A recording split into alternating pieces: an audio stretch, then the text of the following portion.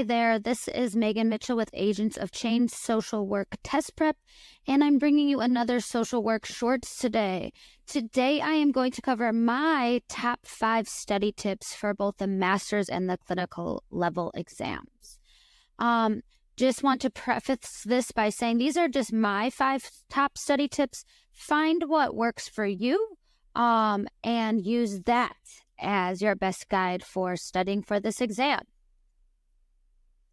My first tip is to organize your materials. There are so many materials out there, and there is a lot of content to cover.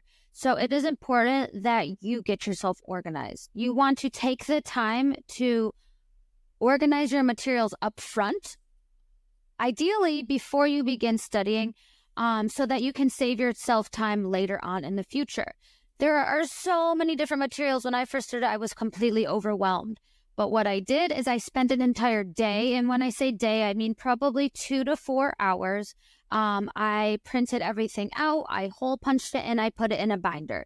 And I organized my materials in a binder in a way that made sense to me. So that's what I always tell people. Organize your materials in a way that makes sense to you. But you don't want to be studying and your materials are all over the place. You don't know where to find them. You don't know where your content is. That's going to be a lot of time wasted that could be spent on studying. So take the time up front, put in the time, get your materials organized. How I organized it, like I said, in a binder, but I put all the content in one section of the binder. I put practice tests in another section of the binder. And then last, I put reviews at the end. So I was able to organize my materials that way. And then within the content, I also broke it down into concepts too. So I had a whole section for developmental theories. I had a whole section for DSM. But ultimately, find what works for you. But I'm telling you, you will thank yourself later.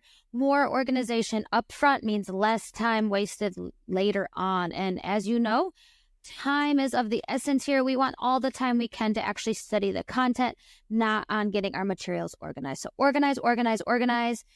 Do yourself a favor. It will have big benefits in the end. My second tip is to make a plan, and then, of course, to stick to it. The best way I suggest to plan your studying is to backwards plan from your test date. And you might be like, what? That does not make sense. What does backward planning mean? Say your test date was November 1st. How you would backwards plan is you would put your test date on the calendar and go backwards from there to make sure you know how much time you have. You don't want to get to the end of your studying and realize you didn't give yourself enough time. So I always say backwards plan. And what I mean by this is at the beginning of your studying, so in the beginning of your studying journey, you're going to want to be focusing on content. That's where you're trying to absorb all of the content you can. Near the end of your studying, so as we're getting closer to test day, you want to start to work on practice questions, breaking down those questions, applying your knowledge to examples, so coming up with social work term examples yourself. And then lastly, I always suggest code of ethics at the end, a very, very intensive review, because on both the master's and the clinical exams, ethics is a huge part. So I always say backwards plan and make a plan. So what I say when make a plan is I actually suggest making a calendar and putting when you intend to study on that calendar. For me personally, it helped to hold myself accountable when I had my study times and what I was going to be studying on a calendar. So I'm going to show a sample in just a minute, but I have found that you're more successful when you have a written out or typed calendar for you to look at, and that's going to also help you organize your studying as well too. So this is just an example. I don't want you to, think, oh my gosh, I'm going to just study for 3 hours and do exactly what the schedule says. This is just a sample. This is just an example, something that you could use as a guide for writing your own study plan. So as you can see here, the test date is February 20th at 8 a.m. What I did to plan this is I backward planned. So I know I wanted to put my organizing at the beginning and tests would be at the end. And I filled it in accordingly. So at the beginning, I have a lot of the major content heavy stuff, developmental theories, defense mechanisms, substance abuse. And then at the end, as you can see, I have taking the practice exam. You need to make sure you carve out enough time for that. I have reviewing the practice exam, I have ethics, and then I also have practice question review. Also notice, I gave myself breaks. You need to take days off. It's very, very, very important that we recharge when we need to. And it is okay if you go off script. So say if it was February 3rd and it was not a day I was going to be able to study, that's okay. That's why we have break days, so that if you need to change your schedule, you can as needed. Also notice I never have more than about 2 to 2.5 hours on here. That's just how I study best. And then also, you do want to make sure for your practice exam, you're setting up 4 hours to mimic the actual exam as close as possible. Like I said, this is just a sample, but for me, it kept me accountable. It kept me honest. And I just think it's really helpful to know each day what you're going to be studying so you don't miss anything, so you don't overstudy one area. But this is really, really, really helpful.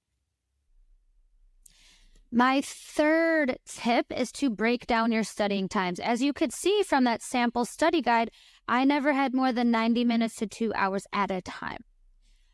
If you have a longer period of time before you test, so maybe you're in the 3 to 6 month range, you can do a little bit each day. But if your time is a little bit compressed, you might have to do 90-minute to 2 hour study sessions a couple times a day. But what I say is never sit more than 90 minutes to 2 hours for straight studying, because studies show that after about the 120-minute mark, which is about 2 hours, you could push it to probably 2.5 hours. Our brains are just not able to retain the information as it was, when our brains are fresh. So after 2 or more hours, stop, take a break, get up, stretch, take a walk, exercise, take time away from the material and come back and revisit it at a later time. It's just best for our brains to give it a break, to reset, to refuel, come back and start fresh. Because studying for too long at once, so if you're studying for maybe 8 hours straight, you really need to ask yourself, what did I retain? Because you're going to see yourself fatiguing, and it actually can have a negative impact in that you don't want to waste time. So make sure you're giving yourself breaks as you need to. But I do want to preface it with saying you do have to build up your stamina to be able to do the test for 4 hours. But as you know, the test is not the same as studying for 4 hours. You're answering questions for the 4 hours when it comes to test time. My fourth tip is to test and assess your progress. And I think this is an area that is not really talked about enough, but it is so important. So many people come to me and they say, oh my goodness, I don't know if I'm ready. You should know to an extent if you feel confident or enough before you go into test day. And what does that mean? You should be testing your knowledge to see if you feel like you are really retaining the information and applying the information. This test has tons of content. However, just knowing the content alone is not enough. So we need to be able to test and assess our progress. So similar to our clients, where we would, look at their goals, look at their progress so far, we need to do that with ourselves, with our progress. And how can you do that? Is you can work on maybe 10 practice questions at a time. If you got 2 right the first time and 5 right the next time, that's progress. Building up that stamina and building up that success so that you are applying the knowledge that you are studying. I also cannot stress enough that I highly recommend the ASWB practice exam before you go into the actual exam, because that is going to get you in the situation of using the testing material. It's going to get you to sit for the 4 hours at a time. And while it's not a direct correlation, if you will pass, it gets you comfortable and it will let you know how confident you feel. If you were like, whoa, this was, I'm not ready for this, I felt like I completely messed up the test, then maybe you just need to tweak some things so that when you do go into test day for the actual test, you'll be more prepared. And I have a little tip here. If you feel like you're not absorbing the material, you will know. You feel like, I'm sitting here, I'm reading, I'm studying, and nothing's sticking. If you feel like nothing's sticking, that might be a time where you need to reassess. You might need to say, okay, the flashcards are not working for me. Let's go back to the drawing board, and maybe YouTube videos works for me. Everyone has a different learning style, and that's okay. Find what works for you, and you will know when something works because you'll be absorbing the information, and it will actually be somewhat enjoyable because you've really found your way, you've found your groove, and it's not fun to sit down and study and you feel like you wasted your time. So time is important. So find what works for you and run with it, really, is what I say. If something's not working, reevaluate and try a new method. And last but not least, this is so critical. Content is not enough. For this test, you need to develop and improve your critical thinking skills.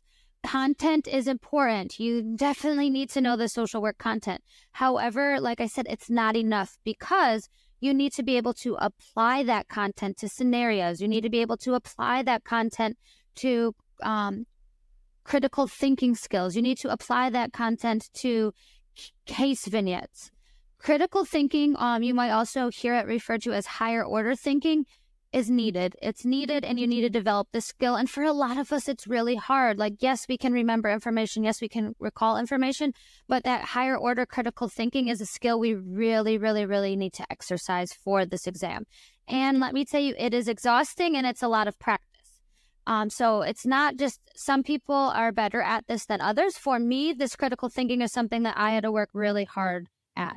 And what I did to improve this is I worked with practice questions. I broke down the practice questions a lot. I spent a lot of time doing that, and I did get better through this practice. So develop those critical thinking skills. And this is how there's many different ways that you can develop these skills, but you need to ask yourself when you're going through the content or when you're reading test questions, am I just recalling this information? Like, can I just regurgitate a definition to you?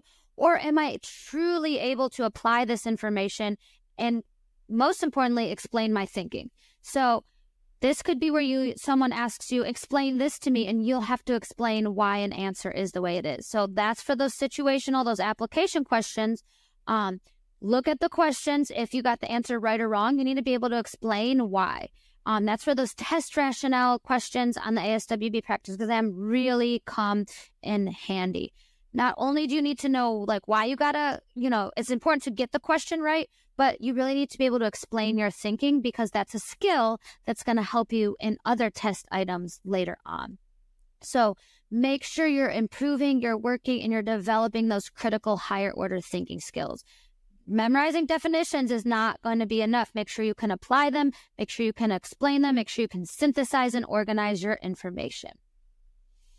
And here is a little chart on higher order thinking. It's actually a field that is in the education world for how we can teach and learn these higher level things. So as you can see here, remembering is at the bottom of the pyramid. That's just your basic recall. As you move up the triangle, those are going to be those higher order thinking, those more critical skills. So first you remember, but then do you actually understand what you're reading? Do you understand what you're studying? That would be like being able to summarize, being able to explain, applying. Here is where most of those social work questions come from. You need to take the information you have and apply it to a situation. In most cases, it's either a macro or a clinical scenario. So knowing defense mechanisms is important, but can you get a scenario and be able to determine what defense mechanism that client's using? Or knowing safety and abuse is important, but are you able to determine when you need to call 911 for a safety check? That's going to be applying that knowledge. And then up here, this is our highest level of thinking. And it's very challenging for people to get to this. And it's just a skill that we have to work on building. This is being able to create. So what does that mean? That means, can you plan information out? Can you use this information to come up with your own examples? Can you create your own examples? Can you produce examples? Evaluate. This is where you're going to have to use those reasoning skills and those reasoning questions. So in ethical dilemmas, I have to use my judgment. I have to be able to think through these ethical decision-making steps. And then last, analyzing, taking apart information and exploring relationships.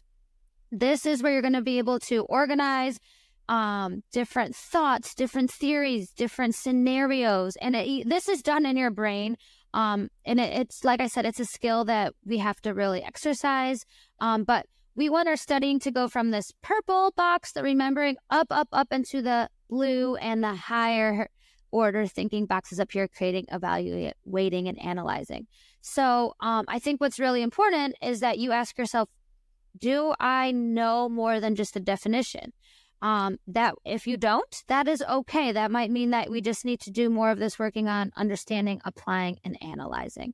But like I said, content and regurgitating the definitions is not going to be enough for this exam. There's so many situational and application-based questions, very few recall questions, but you do need to know the knowledge as well.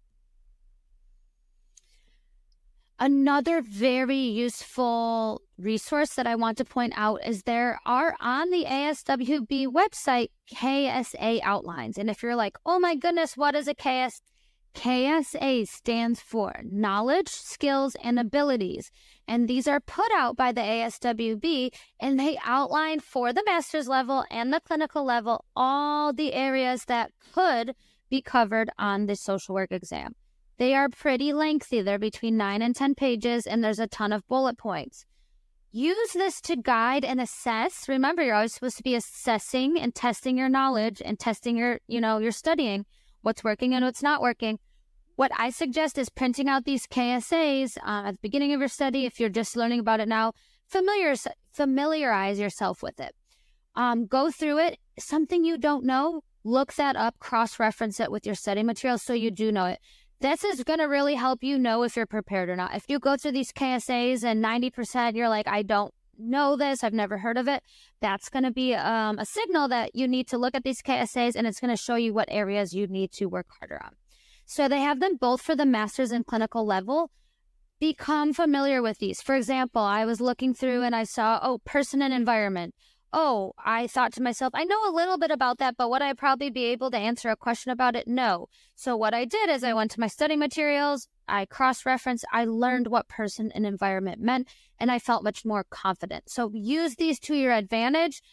Don't just blow them off and say, there's so much on here. Really, really be strategic in looking at them and using it as a tool to assess where you are in your knowledge level. So I highly, highly, highly encourage you checking out these KSAs and using them to guide your studying and to also tweak your studying if needed. They have them both for the master's and clinical. They also have them for the bachelor's level as too, but check those out. They are super, super, super helpful. In my binder of study materials, I had the KSAs right at the front so that I could always reference them as needed.